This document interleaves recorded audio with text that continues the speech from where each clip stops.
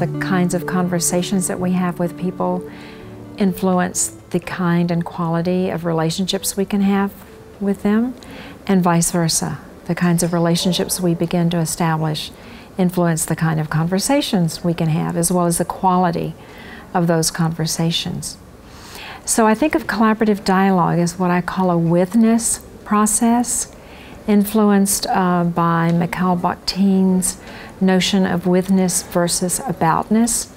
He talks of witness in the sense of being with, doing with another person, kind of an in there together aspect, as opposed to aboutness, where most of us as professionals have been trained to think about people. We talk about them, we talk for them, we talk to them. And so it's really talking with each other. Many of us, most of us, including myself in my early training, was trained to think about people. In other words, to be the expert who knows, and that you bring in what I call outside knowledge.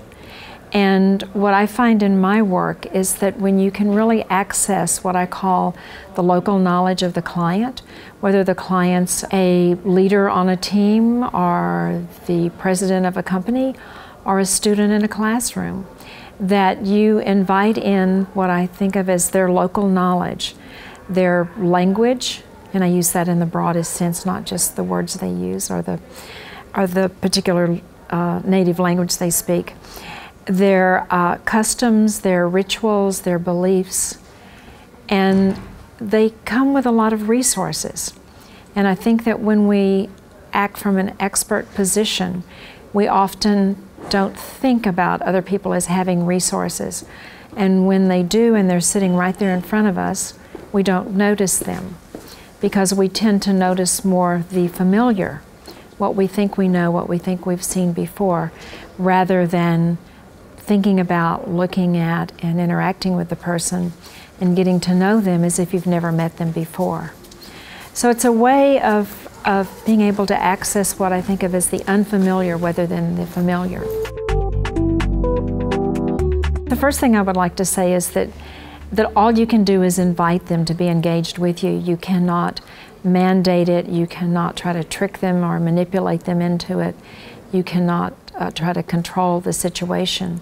And that you invite them by the way that you are with them when you first meet and greet them. How do you signal to them that you have respect for them, that you think what they have to say is worthy of hearing, and that you're truly interested in them, and that that's communicated in the way that we talk, the way that we look at people, the way that we gesture, the way that we offer our hospitality. And it's many of those small things which are very important, because it's the setting of the tone, it's the setting of the scene of what we're going to be able to do together.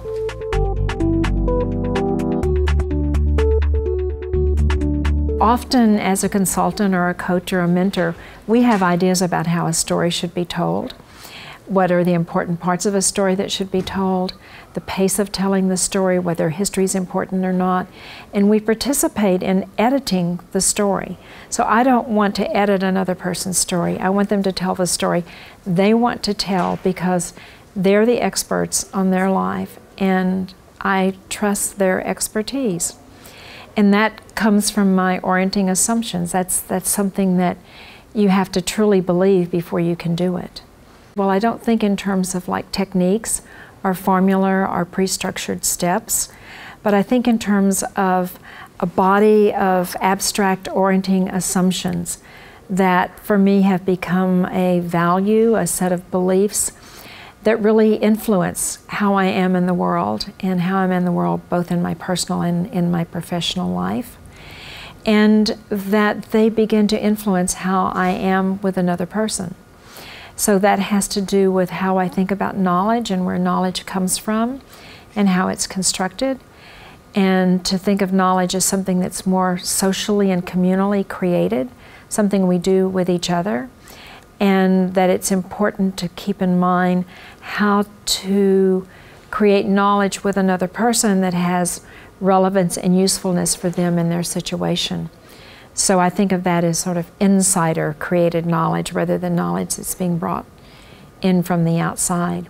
It also requires, I think, the consultant, the coach, the facilitator to be able to question what they think they might know, to question their own truths themselves, as well as to be open to that being questioned by the other person.